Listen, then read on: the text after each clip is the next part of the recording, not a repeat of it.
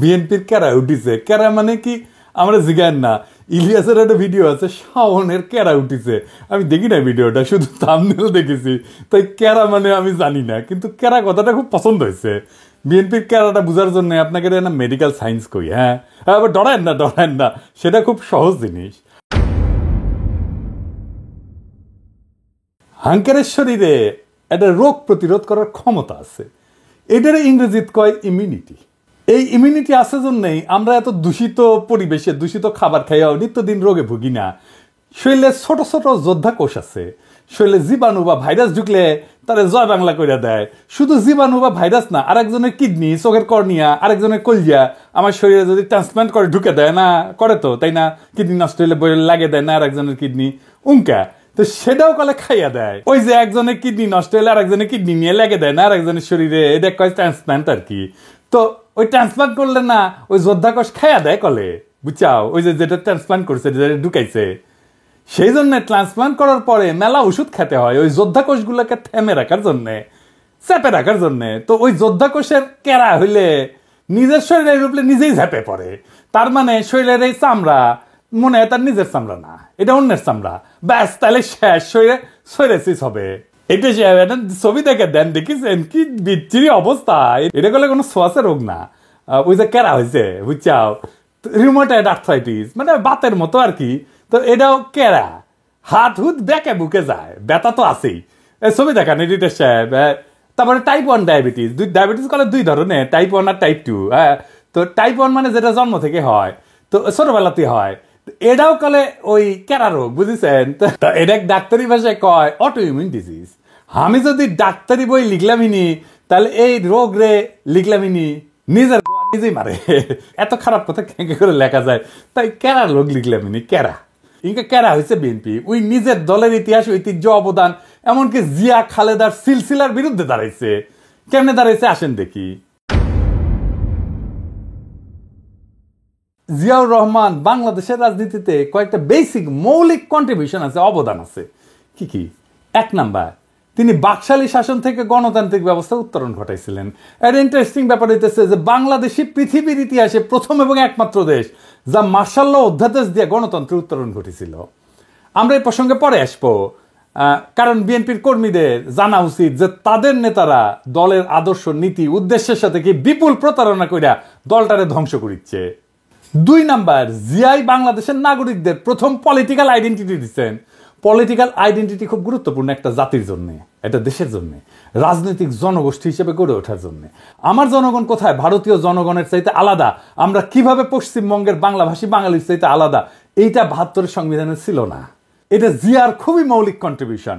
72-এর সংবিধানে আমরা বাঙালি জাতি, বাংলাদেশের সকল নাগরিকের জাতিসত্তা বাঙালি। আমরা কি সবাই বাঙালি? ইন্ডিয়া মুক্তিযুদ্ধের সময় পোস্টার করে দিছিল যে বাংলার হিন্দু, বাংলার বৌদ্ধ, বাংলার খ্রিস্টান, বাংলার মুসলমান, আমরা সবাই বাঙালি না। আমরা সবাই বাঙালি না। বাংলাদেশের স্বীকৃত 50টা নৃগোষ্ঠী আছে, চাকমা, মারমা, সাঁওতাল, গারো, ত্রিপুরা, বম, ম্রো, হাজং, খাসিয়া, আছে না? আমাদের এই ছোট দেশে 47টা ভাষা আছে, কি বিপুল বৈচিত্র্য আছে। সবাইকে আপনি বাদ দিয়ে দিবেন বাঙালি কয়া? এই যে ইনক্লুশন, সবাইকে নিয়ে আসা, এটা কে করেছে? জিয়া করেছে, আমাদের বাংলাদেশি জাতি পরিচয় দান কইরা। 3 নাম্বার, বাংলাদেশকে পদানত রাখার ভারতীয় বয়ান মুজিববাদ, যা এই 72-এর সংবিধানের রাষ্ট্রীয় মূলনীতি 4টা: গণতন্ত্র, সমাজতন্ত্র, ধর্মনিরপেক্ষতা, বাঙালি জাতীয়তাবাদকে জয় বাংলা করে দিছিল জিয়াউর রহমান। ধর্মনিরপেক্ষতাকে প্রতিস্থাপন করেছিল পরম করুণাময় আল্লাহর উপর পূর্ণ আস্থা এবং বিশ্বাস দিয়া। সংবিধানে বিসমিল্লাহির রহমানির রহিম যুক্ত করেছিল। আমি এক এক করে দেখাচ্ছি কি কি করেছিল। সংবিধানের প্রস্তাবনার প্রারম্ভে বিসমিল্লাহির রহমানির রহিম তো সংযোজন করেছিলেন। রাষ্ট্র পরিচালনার মূলনীতি হিসেবে 8-এর 1-এর ক অনুচ্ছেদে লিখেছিলেন, সর্বশক্তিমান আল্লাহর উপরে পূর্ণ আস্থা এবং বিশ্বাসী হইবে যাবতীয় কার্যাবলীর ভিত্তি। 8-এর ক অনুচ্ছেদের আর এক রাষ্ট্রীয় মূলনীতি সমাজতন্ত্রের পরিবর্তে লিখেছিলেন, অর্থনৈতিক এবং সামাজিক ন্যায় বিচার অর্থে সমাজতন্ত্র। 25-এর 2 অনুচ্ছেদে রাষ্ট্র ইসলামী সংহতির ভিত্তিতে মুসলিম দেশগুলোর মধ্যে ভ্রাতৃত্ব সম্পর্ক সংহত, সংরক্ষণ এবং জোরদার করিতে সচেষ্ট হইবে, এই মর্মে নতুন অনুচ্ছেদ সংযোজন করেছিলেন। ধর্মভিত্তিক রাজনৈতিক দল গঠনের উপরে সাংবিধানিক বাধা অপসারণ করেছিলেন। একদলীয় বাকশাল ব্যবস্থা বাতিল করেছিলেন এবং সুপ্রিম কোর্টের একটা মৌলিক এখতিয়ার পুনর্বলবৎ করছিলেন। এই সুপ্রিম কোর্টের মৌলিক এখতিয়ার কি, যা জিয়া আবার বলবৎ করেছিলেন? কি সেটা? খুবই গুরুত্বপূর্ণ, আসেন এরা বুঝে দেখি। এটা বুঝতে হইলে বাকশালের দুইটা জিনিস ভালো করে বুঝতে হবে। বাংলাদেশ নামের যে রাষ্ট্র 1971 তৈরি হয়েছিল, সেই রাষ্ট্রটাকে কার্যত ধ্বংস করে দেয় বাকশাল। বাকশাল কিভাবে মুক্তিযুদ্ধের মধ্যে দিয়ে গঠিত রাষ্ট্রকে ধ্বংস করেছিল? দুইভাবে। এক, বাকশাল যে আইনে হয়, সেই 4th সংশোধনী আইন 1975 সংবিধানের অনুচ্ছেদ 11 সংশোধন করে বলা হয়েছিল, ইংরেজিত যেতে কইছে তাই ঠিকই কইছে, তাই না? এটা বাংলা করলে দাঁড়ায়, সংশোধনের আগে সংবিধানের অনুচ্ছেদে 11তে লেখা ছিল যে প্রশাসনের সর্বস্তরে জনগণের নির্বাচিত প্রতিনিধিদের মাধ্যমে জনগণের অংশগ্রহণের কথা বলা ছিল। এটা বাতিল করে দেওয়া হলো। অর্থাৎ রাজনৈতিক নেতৃত্ব বা সোজা বাংলায় শাসক নির্বাচনের ক্ষমতা আর রাষ্ট্রীয় কাজে রাজনৈতিক জনগোষ্ঠী হিসেবে জনগণের অংশ নেওয়ার ক্ষমতাই থাকলো না। এই কাজটাই করেছিল হাসিনা, বিনা ভোট, নৈশ ভোট, দামি ভোট কইরা। এটাই ইন্ডিয়ান প্ল্যান, যে বাংলাদেশের ভূখণ্ড থাকবে, মানুষ থাকবে, কিন্তু নেতা নির্বাচনের ক্ষমতা থাকবে না, যেটা হাসিনা করেছিল। 2 নাম্বার, সংক্ষুব্ধ কোনো নাগরিকের আদালতে যাওয়ার একটা মৌলিক অধিকার ছিল 44 অনুচ্ছেদে। বাকশাল সংশোধনীতে সে খোদ 44 অনুচ্ছেদকে বিলুপ্ত করে দেওয়া হয়। একই সাথে 102 অনুচ্ছেদে সুপ্রিম কোর্টকে দেওয়া অধিকার, অর্থাৎ সংক্ষুব্ধ কোনো নাগরিকের আবেদন শুনতে এবং প্রতিকার দিতে নির্বাহী বিভাগকে আদেশ দেওয়ার আদালতের ক্ষমতাকেও বাতিল করে দেওয়া হয়। মানে রিট আপনি করতেও পারবেন না, আদালত রিট শুনতেও পারবে না। রিট জিনিসটাই বাতিল করে দিছিল। সোজা কথায় 4th সংশোধনী আইন রাষ্ট্রের নাগরিকের সংক্ষুব্ধ হওয়ার মৌলিক অধিকার রদ করে দিছিল। এটা জিয়া পুনরায় বলবৎ করছিলেন। এইটা আদালতের একটা মৌলিক ক্ষমতা, রিট গ্রহণ করার ক্ষমতা, রিট শোনার ক্ষমতা। এই বৈপ্লবিক পরিবর্তনটা সংবিধানে ছিল কিভাবে? 5ম সংশোধনীর মাধ্যমে। এই যে যা যা জিয়া করছিল রাষ্ট্র গঠনের ক্ষেত্রে, তাই 5ম সংশোধনী। শুধু তাই না, জিয়ার শাসনের বৈধতা ছিল 5ম সংশোধনী।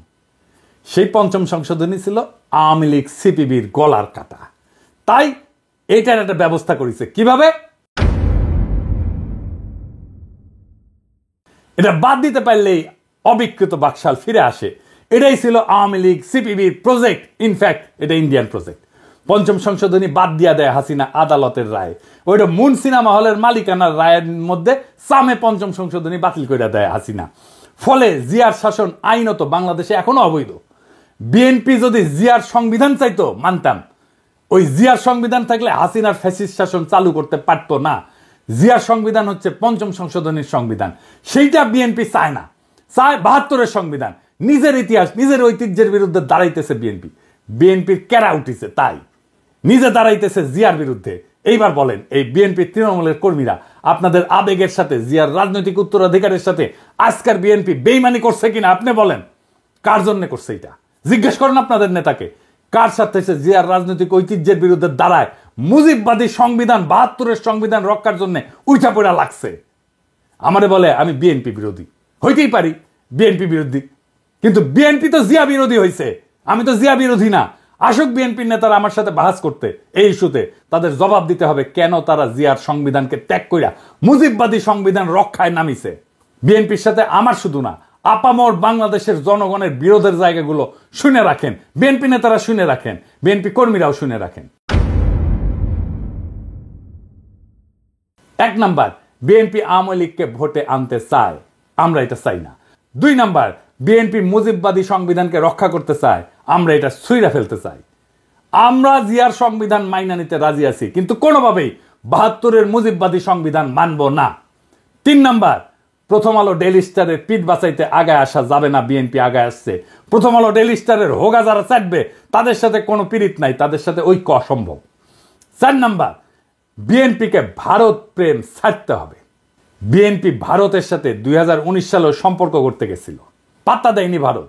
15 অক্টোবর 2019-এ বিবিসিতে প্রকাশিত এক রিপোর্টে এভাবেই লেখা হয়েছিল কথাটা, দলটির পক্ষ থেকে গত কয়েক বছর ভারতের সাথে একটা ভালো সম্পর্ক তৈরির চেষ্টা অনেক সময় দৃশ্যমান হয়েছে। বিএনপির সিনিয়র কয়েকজন নেতা গত বছর মানে 2018 সালে ভারত সফরেও গিয়েছিলেন। তাদের সম্পর্ক তৈরির চেষ্টায় ভারত সেভাবে সাড়া দেয়নি। এমনকি বিএনপির একজন অতি গুরুত্বপূর্ণ নেতা প্রকাশ্যেই বলছেন বিএনপির রাজনীতিতে ভুল ছিল, মানে ভারত প্রশ্নের রাজনীতিতে ভুল ছিল। বিএনপির রাজনীতি ভুল ছিল, খালেদা জিয়ার রাজনীতি ভুল ছিল, জিয়ার রাজনীতি ভুল ছিল। এই আস্পর্ধা কোথায় পাইছিল সেই নেতা? আমরা তখনই বিএনপিকে এলাই ভাববো, সহযোদ্ধা ভাববো, যখন এই 4টা প্রশ্নে বিএনপি স্পষ্ট স্ট্যান্ড নেবে। এখানে পলিটিক্যাল স্ট্যান্ড নেওয়াই রাজনীতি, টেম্পো স্ট্যান্ড দখল করা রাজনীতি না।